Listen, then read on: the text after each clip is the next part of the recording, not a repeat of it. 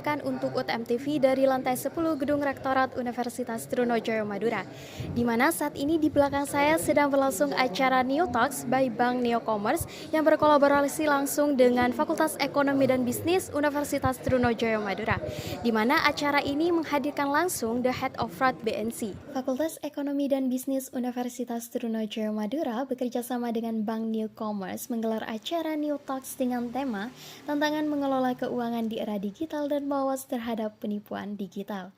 Acara ini menjadi program literasi keuangan pertama yang dilakukan Bank Neo Commerce di wilayah Madura, sekaligus bagian dari perayaan Bulan Inklusi Keuangan 2025. Bertempat di aula lantai 10 Gedung Rektorat Universitas Trunojoyo Madura, kegiatan ini diikuti oleh lebih dari 100 mahasiswa baik secara luring maupun daring. Neo Talks menghadirkan Head of Fraud Operational Bank Neo Commerce, Vicky Valentino Frikel sebagai pembicara utama.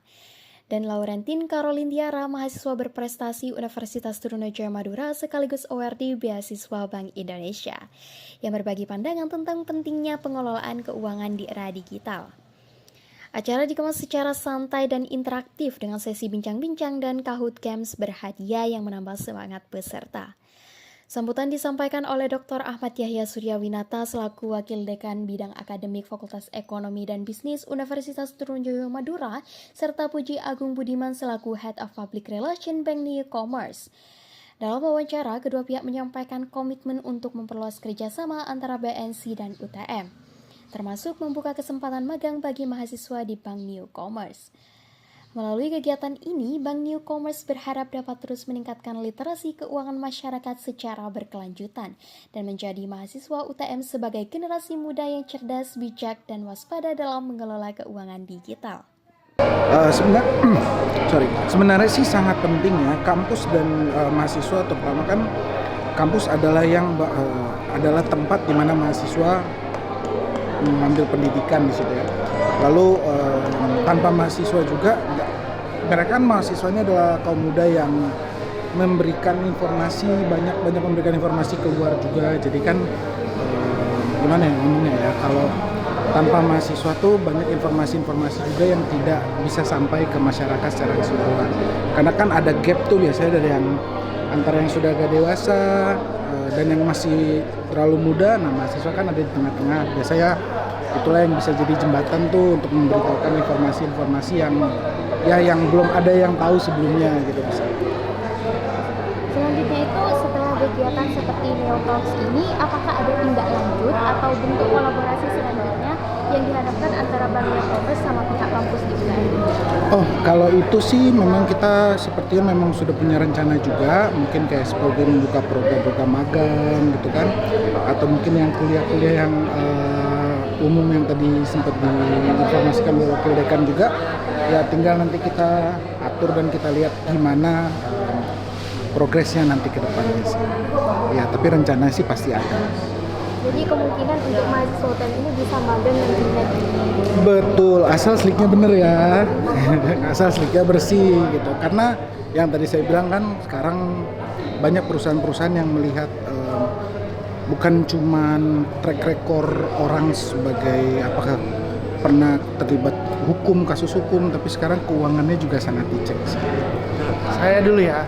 Jadi pada dasarnya sih kami terbuka sekali, kami berterima kasih pada Universitas Trunojoyo Madura dalam hal ini, terutama untuk Fakultas Ekonomi dan Bisnis sudah mengakomodir kami untuk hadir untuk pertama kalinya kami hadir di Madura.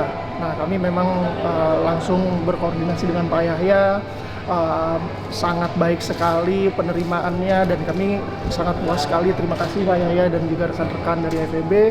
Kami tadi juga sudah diskusi, ada insya Allah ini bukan yang pertama dan yang terakhir, insya Allah akan berlanjut lagi, baik entah menjadi dosen tamu misalnya, atau dari kami kirim praktisi-praktisi perbankan untuk mengisi berbagai macam sharing-sharing lah, knowledge dan pengalaman praktis kami ke teman-teman mahasiswa gitu ya. Selain itu ada beberapa rencana kolaborasi terkait magang misalnya dan lain-lain, kami sangat terbuka terkait hal itu, nanti kita akan diskusi lebih lanjut. Dan memang ada kebutuhannya juga di Bank Neo Commerce. Setiap tahun kita membuka kesempatan magang, tapi memang ada di Jakarta.